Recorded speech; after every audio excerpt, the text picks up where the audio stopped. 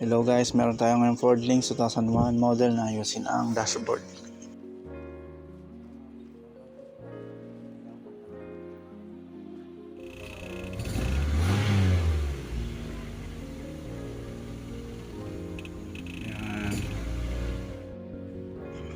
Yan, kung napapansin nyo yung RPM niya nagloloko. Tapos yung temperature gauge niya nasa kalahati yan kanina eh. Bumababa na unti-unti. Pati yung fuel gauge kanina 1/4. Habang tumatakbo, bumababa na bumababa. Lalo na pag nagbe-brake ako, lalong bumababa yan. Pati yung speedometer niya, hindi rin gumagana. Dito, titignan ko yung speedometer niya kung maayos pa. Kasi karamihan kasi talaga ng mga sirang speedometer yung sensor ang sira. Kaya ito babaklasin ko, check upin ko kung gumagana or hindi. Yan, ito yung sensor niya. Nung tinester ko siya, okay naman. Yun nga lang, duda pa rin ako. Tapos ito namang floater, inayos ko na lang kasi pag nagkakarga ng gas, tumataas baba, tapos minsan hindi talaga gumagana. So ito, babaklasin ko na yung mga capacitor. Bilang ko lang muna pyesa. Ford Links.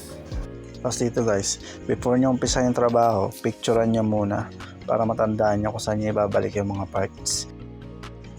Bali 5 lahat ng capacitor nito, kaya palitan nyo na lang lahat ng capacitor, yung 2 malaki tapos yung 3 maliliit.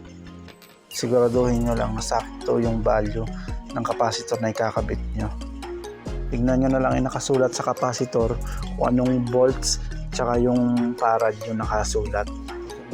So yan guys, dito nakabit ko yung dashboard. Ginabi nga lang ako. Yan, nakastart na siya.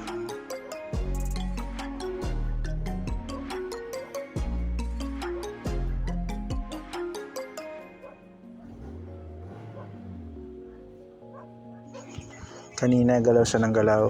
Ngayon hindi na siya pumapalo na nagloloko. Itong fuel gauge niya tumaas na. Tapos itong temperature hindi pa umaangat kasi malaping pa naman yung makina eh.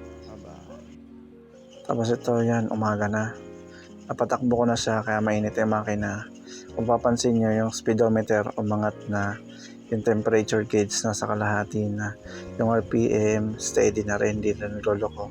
Yung fuel gauge niya, yan, ganyan na lang talaga siya. Kasi konti na lang din naman yung gasolina.